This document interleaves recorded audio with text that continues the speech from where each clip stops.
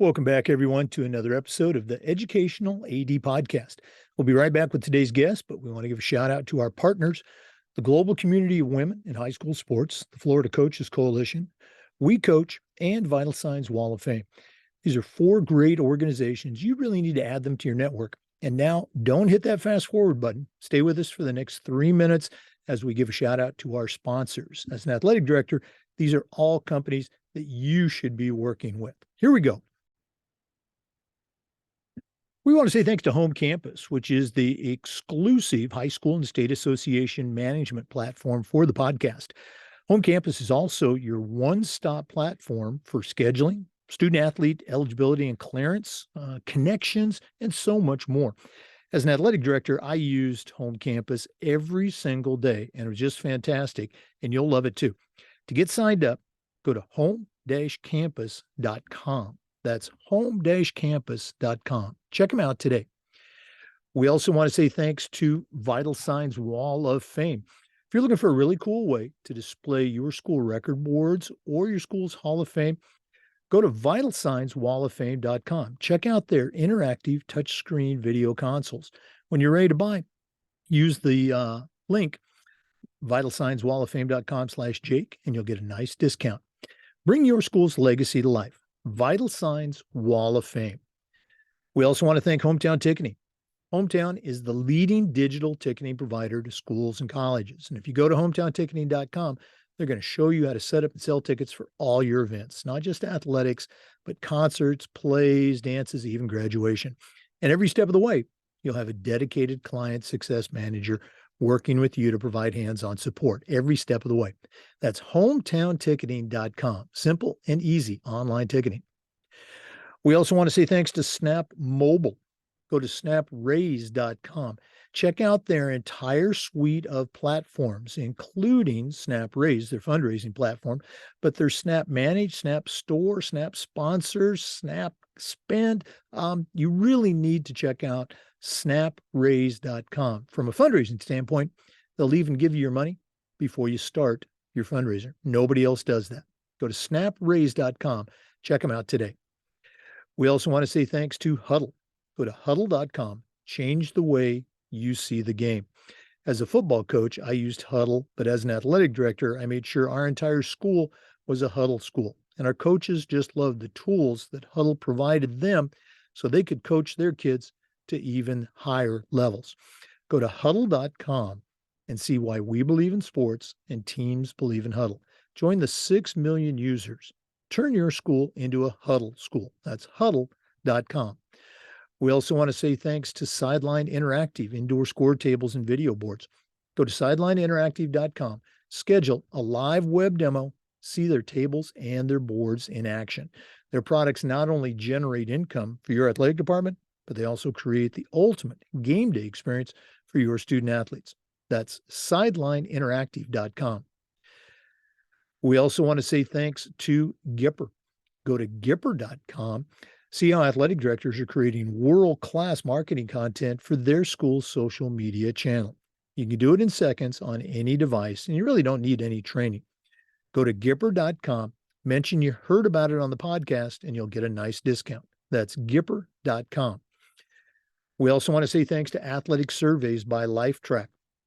Athletic Surveys by LifeTrack are a quick, easy, and affordable way for you to collect comprehensive data that allows you to evaluate and improve your whole athletic department.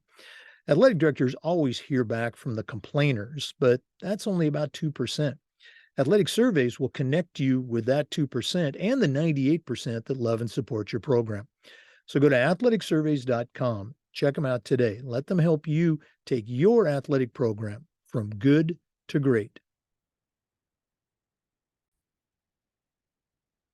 And we want to say thanks to District 1. Go to District 1, that's WON.com.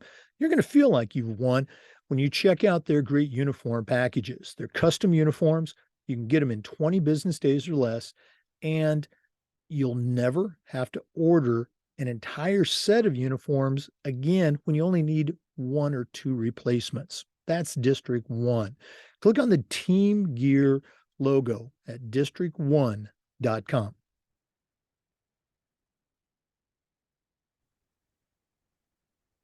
Welcome back, everyone, to another episode of the Educational AD Podcast.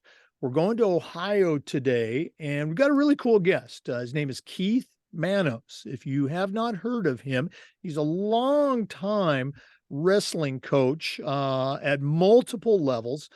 He's also a very popular speaker. He's an author of about 8 to maybe more books. And he was recognized as the Sports Writer of the Year. He's just got an incredible athletic background, and I'm excited to hear his story. So, Keith Manos, welcome to the Educational AD Podcast. Jake, I'm glad to be a part of your podcast today. Looking forward to talking to your listeners, today. Okay. Well, we've done over 400 interviews, and again, most of them are ADs and coaches. I think you might be the fourth or fifth person with a wrestling resume. So I'm excited to hear your take and your perspective on some things. But we always like to let our listeners have a chance to get to know our guests. So give us that quick bio, where were you born? Where'd you grow up? Maybe take us up through your own high school and college days. Then we'll take a break and then come back and hear more about your career. But what's the Keith Manos origin story? Well, you mentioned wrestling, and I never would have gotten into wrestling had it not been for my older brother, who was a wrestler in high school at Bay Village High School, which is in northern Ohio, northeast Ohio. And, that's from that point on, I say to people that I never would have gotten into the Ohio Wrestling Coaches Hall of Fame. I never would have been a successful wrestling coach had it not been for the influence of my older brother, who just got me excited about the sport. I went to college graduated from Bay High School, went to college at Miami of Ohio, because they had a strong education department. Unlike a lot of young people, I knew exactly from my junior year of high school that I wanted to become a teacher and I wanted to become a coach. So graduated from college, and I've kind of taught in several high schools across the state here, Jake, in Ohio, and most recently at Richmond Heights High School, and retired from there in 2013. I was also an athletic director there for a while. When my coaching days ended for a little bit, I was an athletic director for a while, and I really enjoyed that. And then went back into coaching, and then eventually retired. And the irony is, the school where I was last teaching and coaching, they don't have wrestling anymore. Oh, we won 4 state titles and all that, but they dropped the program. They dropped other programs as well because of money, but it was really sad to see the wrestling go. I coached 1 year at the college level. Right now, I teach at the college level at Lakeland Community College. I've been doing that since 2007, and writing books and articles and stories, which have been getting published. I have 12 books published to date, and half of them, about 6 of them, are for coaches and athletic directors and parents and wrestlers as well. right. We're going to talk about the books later on. I want to jump back into, I guess, different perspectives of wrestling. You're a high school wrestler, college wrestler, you're a coach, you're an AD. I think wrestling, more so than any other sport, I was a track guy. It's pretty easy for a coach to say, okay, this person is going to start in the 100 meters or the long jump. The stopwatch doesn't lie. Same thing in swimming. For wrestling, I think it's even more, I'm searching for the word obvious, because of, wrestle-offs and things like that. As a high school wrestler, as a college wrestler, as a coach, did you ever find a situation where that was not true, where maybe the better wrestler was not wrestling, and maybe, why was that? No, I did have, I was wondering where you were going, because I did have one time a parent complained to me saying, I want my son wrestling ahead of this other boy. I said, well, I can't do that, Mr. So-and-so, because your son lost the wrestle off. He goes, I don't care. I want my boy to wrestle ahead of him. I go, I'm sorry, that's not going to happen. And his son had to take a different weight class. But the thing about wrestling is, and maybe it's different these days, but first, a lot of the parents don't really understand the sport like a coach does. Right. And so as they watch it, I can go watch a basketball game, never having seen it before, and within a minute know how the scoring is done. I can figure out the game in like 1 minute.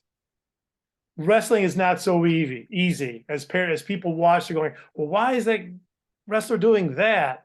And it takes a coach really to understand.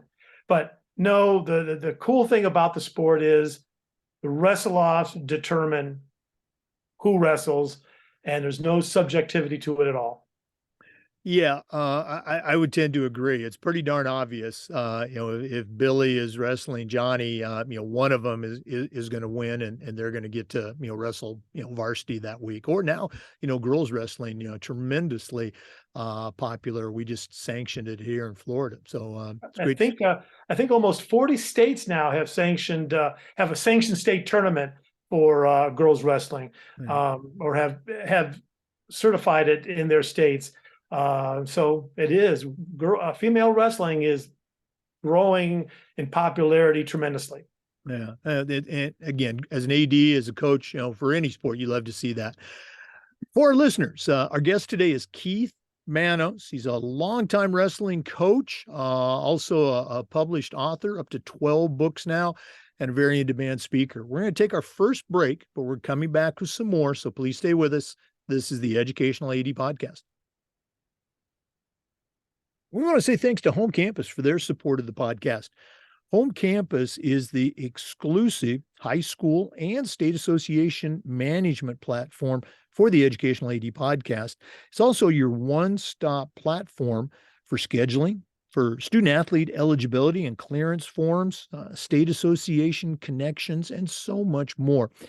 As a high school athletic director, I used Home Campus every single day, and it was just fantastic. And the Home Campus team was great to work with as well. To find out more, go to home-campus.com and talk to their team. That's home-campus.com. Check them out today.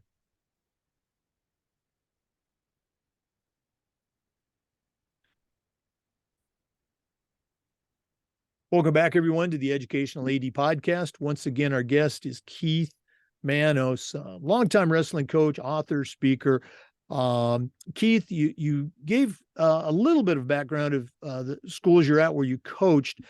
You and I were talking during the break, and you actually, had to, help resurrect or start a couple of different programs, which is always an interesting story. What was that like, building a wrestling program from scratch? Well, when I first started teaching and coaching, I really wanted to actually be the assistant wrestling coach. But the AD came to me with like just weeks before the season was beginning and said, hey, we can't find a head coach, because I was a new teacher, right? And he said, so you got to be the head coach. I went, well, okay, I'll plug away at it. And that first year, we won one dual meet. It was a disaster. And of course, I'm just learning the ropes. I'm learning how to be a coach. I knew how to teach the sport. It just was everything else that went in with being a new teacher as well as a new coach. It just was very, very challenging for me. But during the season, I would talk to other coaches, and I would just try to gather as much information as I can because I was committed. And that's something that's real important to me, Jake, is like the key word for me, for any coach or athletic director, is commitment. And not just committed to what's going on today, but committed to the long haul, to the program as a whole. I didn't see myself as just a high school varsity wrestling coach. I saw myself as a K through 12 wrestling coach. I was going to build that program from youth to middle school to high school, all the way through. So I started that. And again, I learned this from other coaches. So I started a youth program, and I went to make sure I was established rapport with the middle school wrestlers, along, of course, with my high school kids.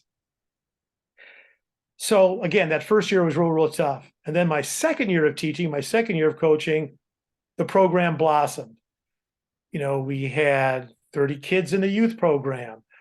Our middle school team had backups at every weight class. And the high school team started to win matches. We weren't great, but we were competitive. And the school had its first state placer ever. And we're still friends to this day. His name is Dave Kent. He took third in the state. The irony is, on the day I was leaving to go to the state tournament with Dave Kent, where eventually, as I said, he placed third, the AD pulled me aside, said, "Hey, here's your meal money, here's your lodging information to pay for it and all. But by the way, we would like you to resign your position." I went, "What?" Because I forget how the saying goes, but how you can please half the people some of the time, or whatever it might be. Well, half the parents, they didn't like how I coached. And so they complained to the athletic director, and the athletic director didn't want to have these problems. Now, half of the parents were very supportive of me, but I'm a new guy. I'm just learning the ropes. And I went, okay, I guess I'll resign. And I resigned not just my coaching, but also my teaching. Found a new job, another school, did well there. And then, again, I'm Greek. I should say that. In fact, the last school where I taught and coached was the Richmond Heights Spartans. And my family, both sides, come from Sparta in Greece. And so when I went there, I go, God, this is so appropriate that I'm Perfect. teaching and coaching in a school that has, where I come from, Sparta, the Spartans. And I had to take over for a program that had been successful, but had fallen by the wayside. In my first year again, we won 2 matches. I took kids to the state wrestling tournament though, and our next year we won 9. The next year we won 13, and then we went undefeated and went 14-0 in my 4th year. And I felt kind of proud about that, because I thought, look, I did this. I wasn't getting guys that were left over to me from a successful program. I had to do this on my own. Right. And so, but again, I followed that formula: commitment, build the program K through 12, surround myself with people who were going to commit themselves like I did, who understood my mission and my philosophy, and that's what worked. Yeah, and again, that's got to be gratifying to have been able to do that in a couple of different places and see that formula work. I've seen a number of maybe it's specific to wrestling. I think it would apply to other sports too, but I've seen a number of wrestling programs where they do that K through 12 approach, whether it's all enclosed on one campus at a private school or reaching out in the community. Did you ever have occasion at your second school to cross paths with your previous school and wrestle them, or was that they just in a different part of the city?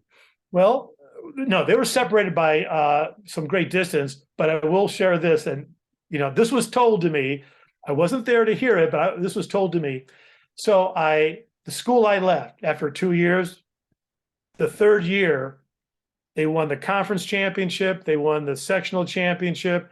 They said they were, I think, either second or first in the district, and they sent obviously several kids to the state tournament. So I ran across a previous coaching colleague who was still in that conference, and he said, "Keith, when we had the Coach of the Year voting, you got 4 votes. I was like, really? He goes, even though you weren't there, everybody knew that you're the one who had built that program, so you got votes. And of course, they had to then, the guy running the meeting had to say, no, we can't vote for a guy who's not here, who's not. So they gave it to some other coach, but I thought that was funny. That is a great story and a great tribute to what you had done there. The coaches certainly recognized it. It's tough to get votes for Coach of the Year. A lot of times those are split. That's a cool story. For our listeners, our guest today is Keith Manos. He's a wrestling coach. He's an author, speaker. We're going to take another quick break, but we're going to hear some more. So please stay with us. This is the Educational AD Podcast. We want to say thanks to Vital Signs Wall of Fame for their support of the podcast. Vital Signs has one mission: to bring your school's legacy to life. Go to vitalsignswalloffame.com and check out their interactive touchscreen video consoles. It's a great way to display your school record boards for all your sports or your school's Hall of Fame, or simply tell more compelling stories about your school's diverse history and your proudest moments. Go to vitalsignswalloffame.com, check out their great products, mention you heard about it on the podcast, and they'll give you a nice discount. That's vitalsignswalloffame.com. We also want to thank Hometown Ticketing, the leading digital ticketing provider to schools and colleges. Go to hometownticketing.com. They're going to show you how to set up and sell your tickets for all your events, not just athletic events, but things like concerts, school plays, dances, even graduation. And every step of the way, you're going to have a dedicated client success manager that's providing hands-on support. That's every step of the way.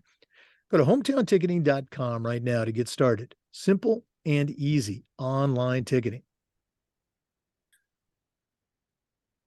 Welcome back, everyone, to the Educational AD Podcast. Our guest today is Keith Manos, a longtime wrestling coach. He's also a very successful author. Keith, talk a little bit about your wrestling books, because I know you write in different genres, if you will, but how did that all start? What are some of the books? And of course, where can our listeners go to get them?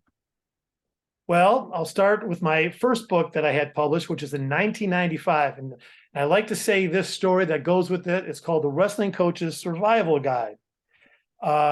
And Hillary Clinton and I had the same publisher in the same year. Her book, remember, It Takes a Village, something like that. But I think she got a bigger advance than I did. I'm pretty confident about that. But so I had been coaching, and I had been a successful coach, but I was hearing a lot of fellow coaches lamenting about the challenges of coaching. This is again early 90s, mid 90s, the difficulties with with their athletes, et cetera. And I go, well, I'm not experiencing that, and I think maybe I can help them. So I wrote a book for coaches, and I submitted it. So I submitted a book proposal to various publishers, got rejected, and Simon and Schuster editor, I'll never forget this guy's name. I think he's passed. I'm pretty certain he's passed. Named Win Huppick, sends me a rejection letter. Again, not so much internet in those days. Everything was, hard copies. So Win, in his first paragraph, says thanks, but no thanks. In his next paragraph, of his letter to me, he says, here's some other coaching books that we have that you might be interested in. And in his third paragraph, he writes, we see that you are a successful wrestling coach. Could you write a wrestling book for us? And I went, oh yeah, I could do that. And so I did. I kind of tweaked my other book that I had just got done writing. And they wanted pictures. So I went and got pictures of, wrestling moves, et cetera, and wrestling technique, and put that all into the book. And they published it. And it's part of like a series they had, like football coaches survival guide, baseball coaches survival guide, wrestling coaches survival guide. And that And I, outsold my advance like within a month or 2 months. It just became a real popular book. I'm going to give you a name, John Smith. He's a gold medalist wrestler. He's the head coach at Oklahoma State University. He used that book for his classes, wrestling classes at Oklahoma State University. Oh, wow. Yeah, I was grateful about that. Hearing him call me on the phone asking if he could do that, I thought I was talking to God. Here's the premier wrestling coach in the country, national championships at Oklahoma State, and he's asking me if he could use my book. I was like, I wish I had recorded it, but I didn't. No, go ahead. I was going to say, having written a couple books myself, I'm always curious about the process. As you were putting it together, from idea to completion, what was your timetable approximately? I know it was a while ago. Yeah, a lot of people ask me that. It's like a typical question I get is, how long does it take you to write a book? And sometimes it takes me like 6 months, a year, maybe a little bit longer, but not so much longer than that. Can I write at night? In fact, let's go back to 1995. It's New Year's Eve. We're at my sister-in-law's house, and we're all talking, having a fun time. And my sister-in-law says, "Hey, let's reminisce. What was your highlight of 1995?" We go around the room, and comes to me, and I say, "Well, it has to be the publication of my first book." And my sister-in-law says, "Well, wait a minute, weren't your twins born in 1995?" And I went, "Oh yes, the twins, the twins first, then the book." So I thought was kind of funny. In fact, there's a picture of me working on my book as I'm with my wife and the babies in the hospital after the twins were born. But after that, again, I'm working with Simon & Schuster, which was one of the big five. Now it's merged. And I could then from that point on, they were asking me to write books because I'm an English teacher. And so they didn't have to worry about so much editing because the grammar was correct and they liked that. And I met my deadlines and everything. So then I got books published for English teachers and then some more books for coaches. And I just had a great relationship until Wynn retired. And then I lost my personal contact with Simon & Schuster. But along the way, I'd get calls, and now I can get emails from various people who had read my books. And this one coach in Minnesota said, contacted me by phone and said, "Have you ever heard of Coach's Choice? I bet they would love to have you publish your writing." So I checked them out, submitted a proposal, boom. And Dr. James Peterson, who was, again, earlier, was the publisher for Coach's Choice before they got bought out.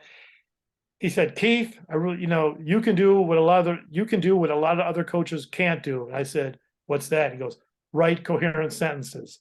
And so I said, "Thanks, Jim. Thanks, Dr. Peterson." And so I had 6 books published with them. And again, in fact, these are, some of my, most recent books, but that's how I ended up getting involved with Coach's Choice. And that's been at least prior to them being bought out, a very positive relationship. Right. Well, let's go and give out some specifics. You've got a website, and we'll do this again at the end too, but I want to give it out a couple times. If one of our listeners wants to find out more about, your library, the books that you've published are available, how to get them, go ahead and give out your website. And then maybe if they want to reach out and pick your brain a little bit as a leader, as a coach, how can they get in touch with you directly? Well, my website is KeithManos.com.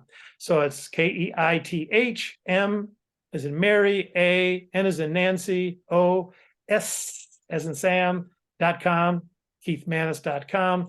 And I have, books for teachers and books for coaches, and my novel as well is on there. Of course, you can also, if you want, just go to Amazon and their search box and type in my name. My books will come up. They're also at coacheschoice.com. Okay.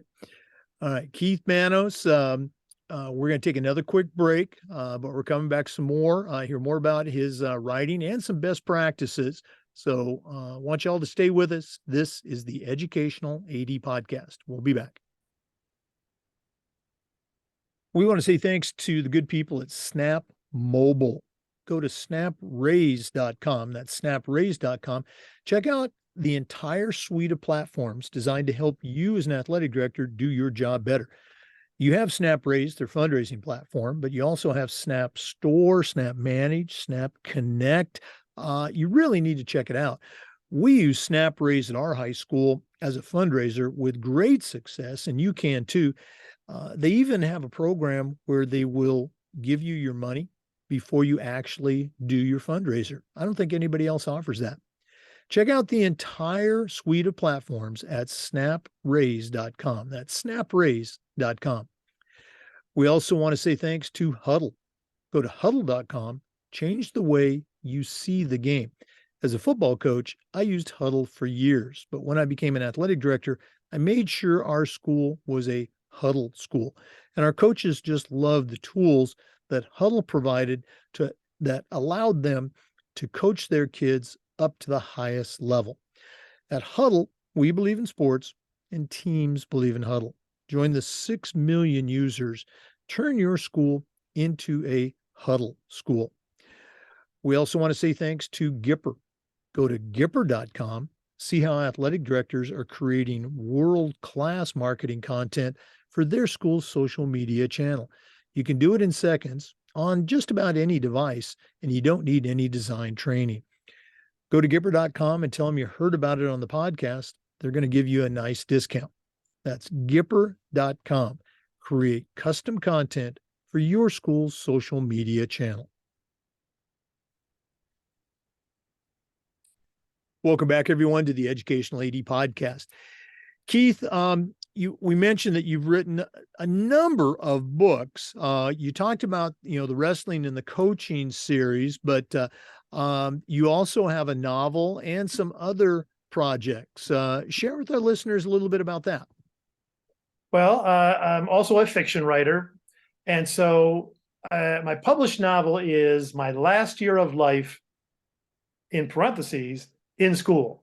My last year of life in school. And it's about an English teacher named Ethan Miller in his last year of teaching at the high school level, before he retires. And in my last year of teaching, what I would do is during my day, I would take notes about conversations I heard and what I observed. And then again, I do my writing at night. So then later on that night, I would flesh out the narrative. And then on the weekend, I would do the typing and create the chronology. And so I did that throughout the school year, my last school year in 2013. And then summer came, and then I worked on the editing of that novel. And then I sent it out to various publishers. I don't have an agent. I sent out to various publishers, and it was picked up and published. And it was really cool. And I'd go on Amazon and I could check to see who was buying my book. I could see it was bought in Los Angeles and in Minneapolis and down in Dallas, Texas, and in Tacoma. I just thought it was so cool to see.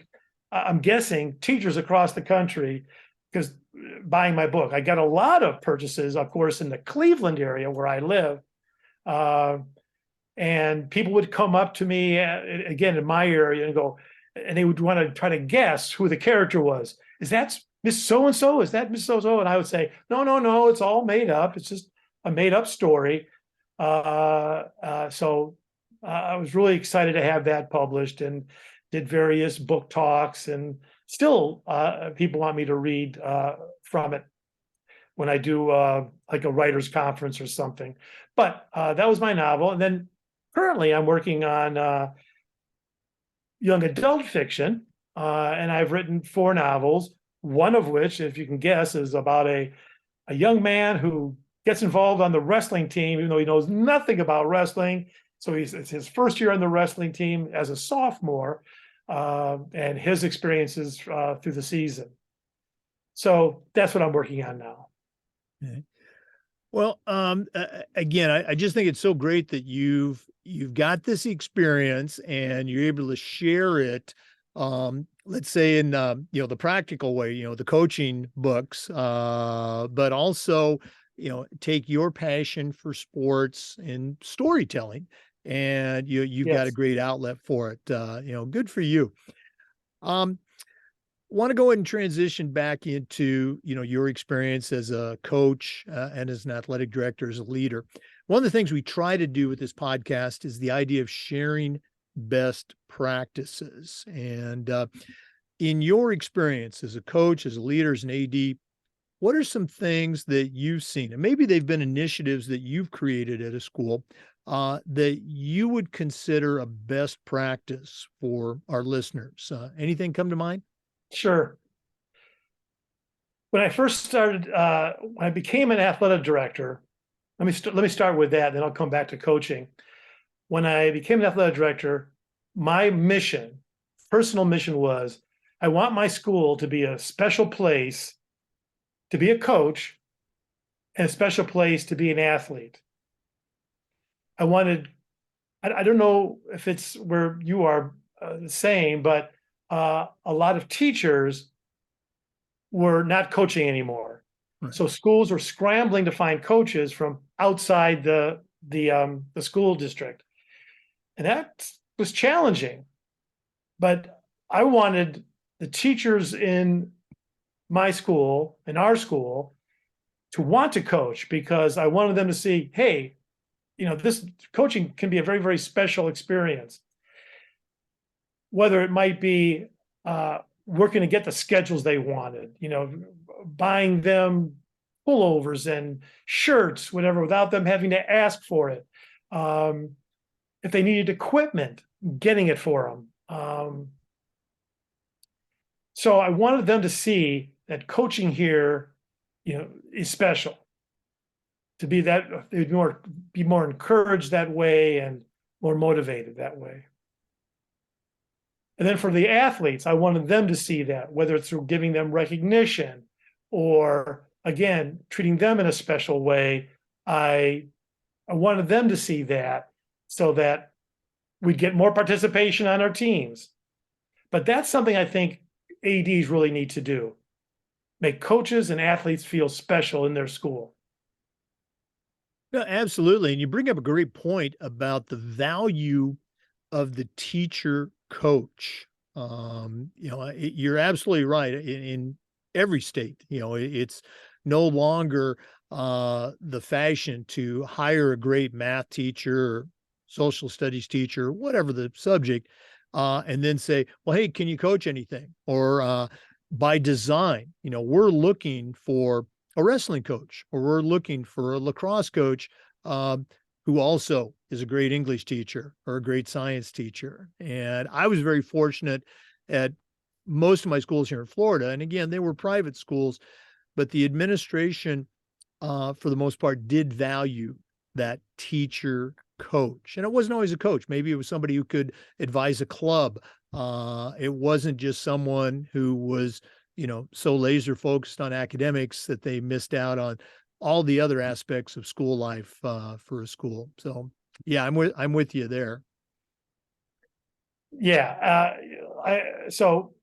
And it worked out okay until because I was still teaching while I was athletic director, and I did that for 4 years, and then the superintendent came to me He said, Keith, we love what you're doing. We want to make you a full-time athletic director. I said, well, okay. How much are you going to pay me for that? And and he said, well, here's what the board is allotting. And I said, oh my goodness, that's $20,000 less than I'm making now. He goes, well, I'm sorry, that's all they're going to give you. I was like, well, then I'll just go back to being an English teacher and a coach. And I think, again, one of the key things, I've said it already, for me as a coach, was commitment. Commitment to the program, K through 12. But also, I think a key thing, best practice, is organization. Number one, I think time belongs to everybody. I did not want to waste the time of my athletes, my assistant coaches. I wanted to be productive in everything that we did. And to do that, I had to be organized. I'll give you one example of how I would demonstrate this. So I'm coaching wrestling, and of course, at the time, when you go to a tournament, you'd weigh in, and then you'd go get something to eat, come back, and then compete in the tournament. So I would arrange, going to a restaurant, I would arrange days before reservations, and in fact, exactly what I wanted my wrestlers to eat. So we go to this one tournament, we go to go get something. We weigh in, we go get something to eat, we go to this restaurant, and there were two other teams waiting to be seated. We walked right by them. All my boys sat down, and within like 5 minutes, they were being served their pancakes. I said, this is what we're going to eat, and their orange juice. And the boys thought they were going to get like the meal that whatever they wanted to order. I said, no, you're going to get what I want you to eat in preparation for this tournament. And these other coaches, other teams are watching us sit down and eat like that. And that's because it's preparation, it's organization. That's, I think, real important. Yeah. Hey, great minds think alike. I was a college track coach, and we would do that. I would call the day before the track meet, because we were bringing in like 80 men and women combined. And, we would set up that post-meet meal. And it was gratifying to, see our kids do that very same thing. Walk right past a couple other bus loads of kids that had gotten there before us, but didn't have that reservation. Keith, this has been really cool spending some time with you and finding out a little bit more about, your website and your books, but we're not done yet. We always wrap up with the athletic director's toolbox. Now, you just shared some best practices, but we're going to take our final break, hear from a few more sponsors. When we come back, I'm going to challenge you to send out a brand new athletic director on their very first job, but I'm only going to let you put 3 items in their toolbox. So let's take that final break. And when we come back, we're going to find out what Keith Manos is going to put in his new AD toolbox. We'll be right back. We want to thank Sideline Interactive for their support of the podcast. Go to sidelineinteractive.com. Check out their indoor score tables and video boards and schedule a live web demo to see them in action. Their products not only generate income for your department, but they also create the ultimate game day experience for your student athletes. Probably one of the best purchases I ever made was our Sideline Interactive indoor score table. It's just fantastic. And the Sideline Interactive team was so easy to work with. That's sidelineinteractive.com. Check out their products today. We also want to say thanks to District 1. Go to District 1, that's WON.com, and you're going to feel like you've won when you check out their custom uniform packages. You can get them delivered in 20 business days or less, and you're never going to have to order a full set when you just need 1 or 2 replacements. Go to District 1, click on the Team Gear logo. That's District1.com. And we want to thank Athletic Surveys by LifeTrack. Athletic surveys are a quick, easy, and affordable way for for you to collect comprehensive data that allows you to evaluate and improve your entire program. Athletic directors always hear back from the complainers, the people that want to gripe about something, but that's usually only about 2% of your parents or your student body. Athletic surveys will connect you with that 2% and also the 98% that love and support your program. And that's a tremendously valuable tool to have when you're meeting with a frustrated parent or your principal or your school board. Go to athleticsurveys.com. Let them show you all the things they can do for you. That's athleticsurveys.com. Well, it's that time of the podcast. We've been visiting today with Keith Manos, a long-time wrestling coach. He's in a number of Hall of Fames. He's also a very prolific writer. He's written over 8 books. He was a sports writer of the year.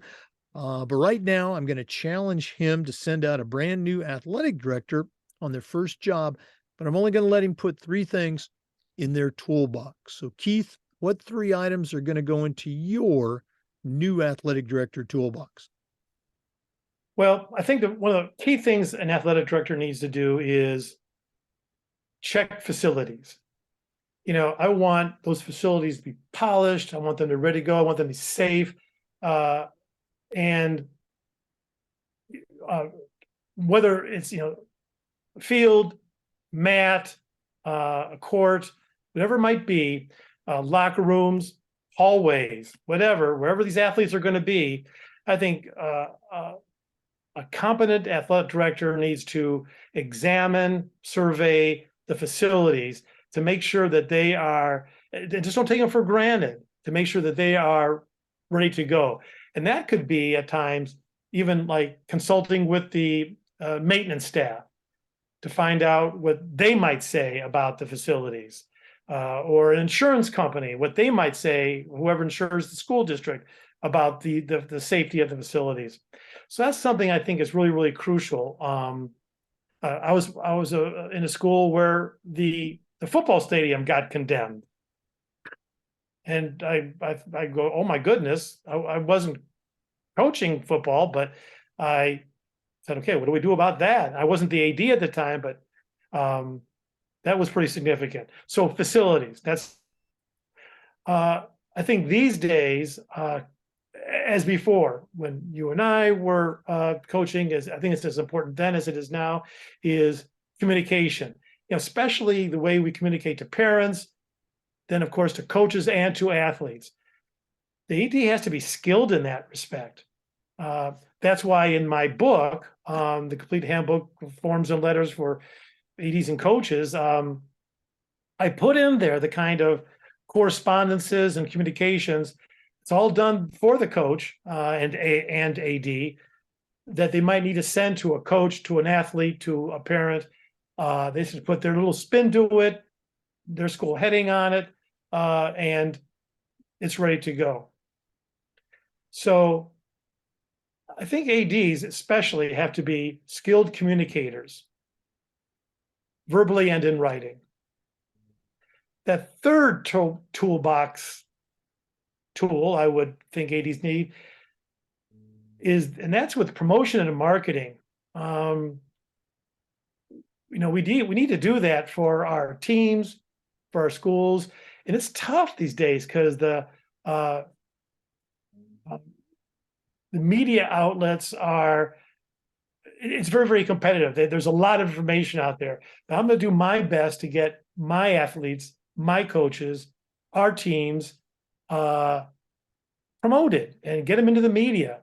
And there are probably even some schools that have social media directors who can assist with that. Not all do, so it might fall on the task of the AD, but there has to be a regular, whether it's with Twitter, whether it's with, I know young people are not so hot about it anymore, but Facebook, whatever it might be, Instagram, to get information out there about our athletes, and a system in place to accomplish that. And I think an AD, say walking into an interview, might have to say, all right, here's how I'm going to do it. Here's how we're going to do it. Yeah, you probably saw me scribbling all those down. The the marketing thing is something I'm glad that you mentioned that. And again, you and I have been doing this for a long time. I think it's something that, let's say, athletic directors or coaches of our age or even a little bit younger, I don't think they fully understand the importance of marketing your program. That's where the kids are now. They're on social media, and maybe it's not Facebook, but they're out there on Twitter and Instagram. That's how you can really reach them and through them reach their parents and really turn your program, take it to another level with that marketing. So really glad you shared that. Keith, again, this has been really cool spending some time with you. For our listeners, one more time, if they want to reach out, find out more about your books and about your services, what's the best way that they can get a hold of you?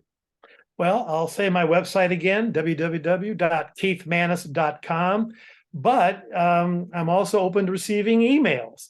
And my email address is coachkm@sbcglobal.net. So it's Coach KM at S as in Sam, B as in boy, C as in Carla, global.net. And that'd be wonderful to hear from some of our colleagues out there. And I could assist you, if I can assist you in any other ways. Okay. Well, listeners, I think you got a great resource here. So check it out. Again, that's Keith Manos. Keith, thanks so much for coming on the podcast today and sharing with our listeners, and all the best moving forward. I enjoyed it so much. Thanks so much for having me. Oh, absolutely. For our listeners, we appreciate you listening, and we do this just about every day, and we upload the Zoom recordings to the Educational AD Podcast YouTube channel. Thanks again for listening. We'll see you next time on the Educational AD Podcast.